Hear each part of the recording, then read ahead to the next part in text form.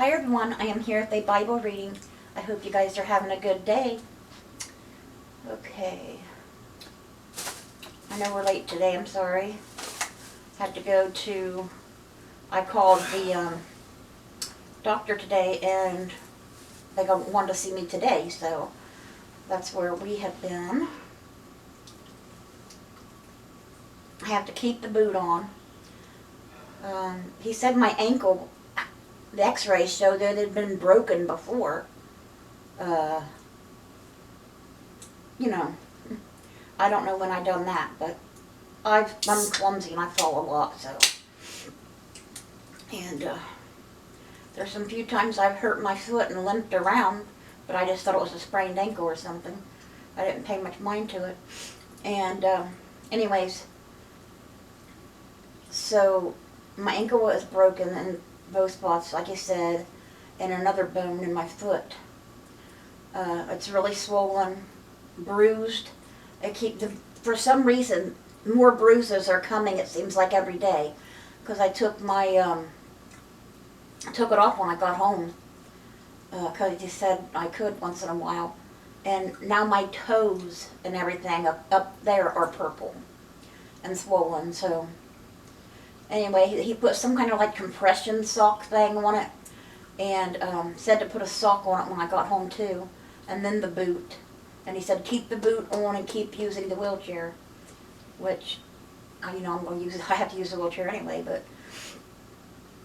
So he said that's what they do for fractures now, for that kind of stuff. He said they use these boots or whatever, so.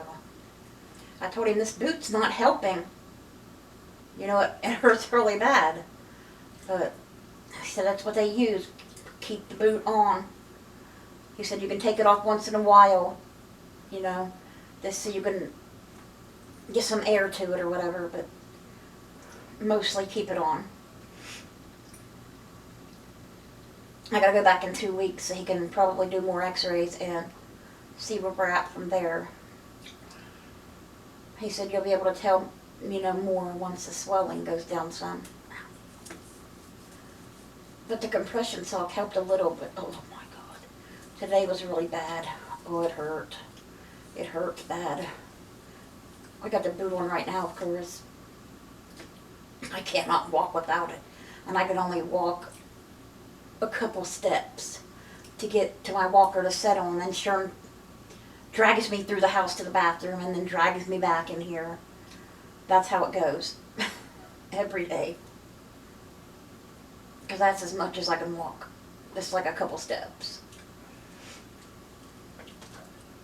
Okay, so that is my update. So today we are reading Acts chapter 24, Psalm 4, and Proverbs chapter 18, verses 16 and 18. Or 16 through 18, sorry. So let's see what we'll be talking about in Acts today. We'll be talking about Paul's trial before Felix. And that's it.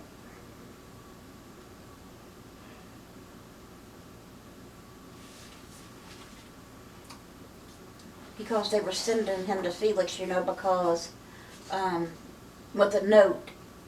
They had to sneak Paul out with like a big army, basically, because people were plotting to kill him, remember? And he had his nephew go and tell, the person in charge. Okay, so let's begin that. Get over here, arrow. 5 days later, the high priest Ananias went down to Caesarea with some of the elders and a lawyer named Tertullus, and they brought their charges against Paul before the governor. When Paul was called in, Tertullus presented his case before Felix. We have enjoyed a long period of peace under you, and your foresight has brought about reforms in this nation. Everywhere, in every way, most excellent Felix. We acknowledge this with profound gratitude. Really kissing up, ain't he? But in order not to weary you further, I would request that you be kind enough to hear us briefly. We have found this man, Paul, to be a troublemaker, stirring up riots among the Jews all over the world.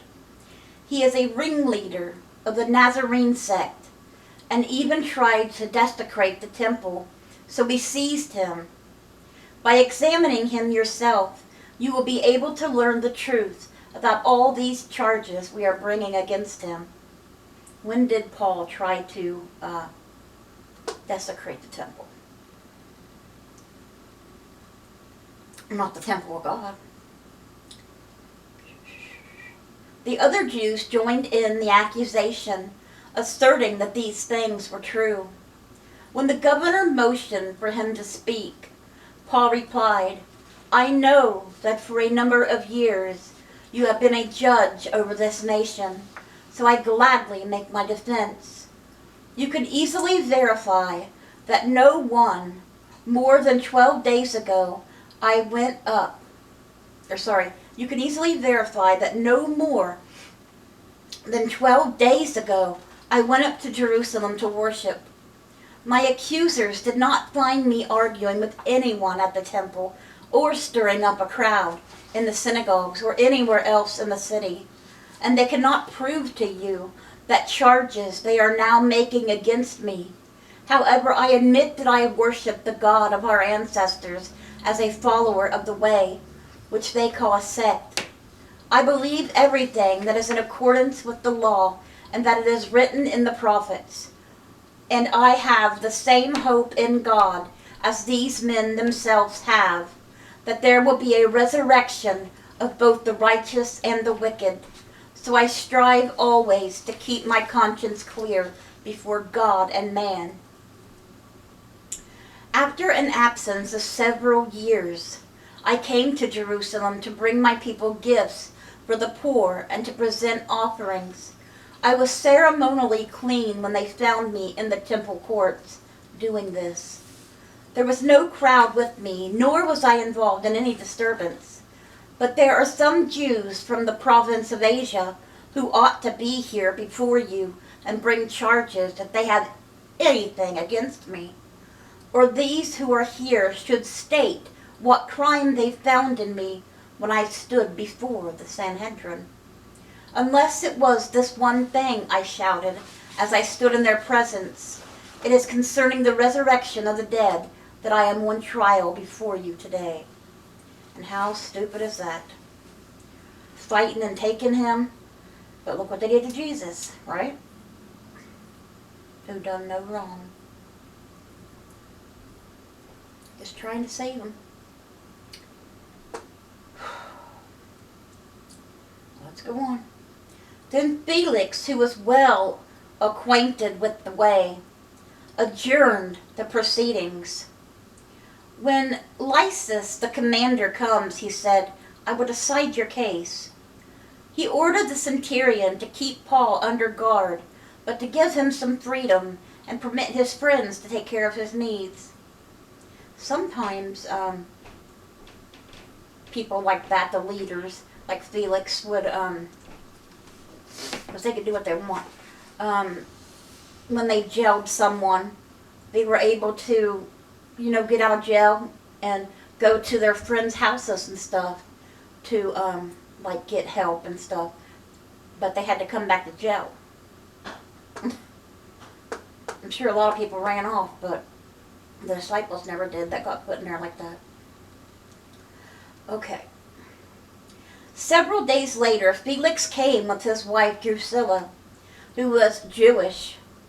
He sent for Paul and listened to him as he spoke about faith in Christ Jesus. As Paul talked about righteousness, self-control, and the judgment to come, Felix was afraid and said, That's enough for now. You may leave. When I find it convenient, I will send for you. At that time, he was hoping that Paul would offer him a bribe. So he sent for him frequently and talked with him. He was hoping Paul would be like, I'm going to give you this money and you can let me out of here. Decide my case my way, but Paul never did. When 2 years, not 2 days, not 2 months, but 2 years had passed, Felix was succeeded by Porcius Festus.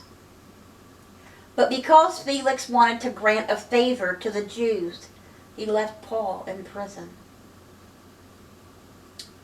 So Paul's still there after 2 years, just waiting. All right. So that is where we're stopping with Acts today. And now we are going to read Psalm 4 for the director of music with stringed instruments, a Psalm of David. It's only got 8 verses. It's a short one. Answer me when I call to you, my righteous God. Give me relief from my distress. Have mercy on me and hear my prayer. How long will you people turn my glory into shame? How long will you love delusions and seek false gods? Know that the Lord has set apart his faithful servant for himself. The Lord hears when I call to him. Tremble and do not sin. When you are on your bed, search your hearts and be silent. Offer the sacrifices of the righteous and trust in the Lord. Many, Lord, are asking, who will bring us prosperity? Let the light of your face shine on us. Fill my heart with joy when their grain and new wine abound. In peace I will lie down and sleep, for you alone, Lord, make me dwell in safety.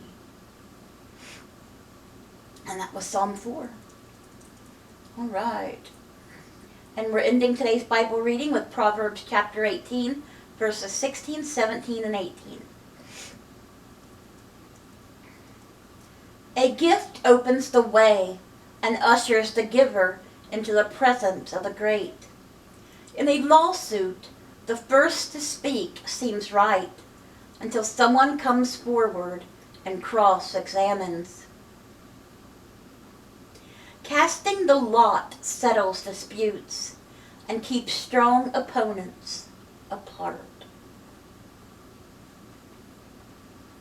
Okay, guys, that was our Bible reading for today. I hope it touched your hearts. Stupid gnat. Please keep Sherm in your prayers. He's in a lot of pain tonight. His arm hurting really bad, his back hurting really bad. He just doesn't feel good at all. Stomach's been bothering him. So please keep him in your prayers. And he's still having some other things going on, some bad things we got to tell the doctor about because something's got to be done. Alright, I hope you guys have a great rest of your day. Let's bring those souls to Jesus, and God willing, we'll see you guys again tomorrow with another Bible reading. Bye, guys. God bless.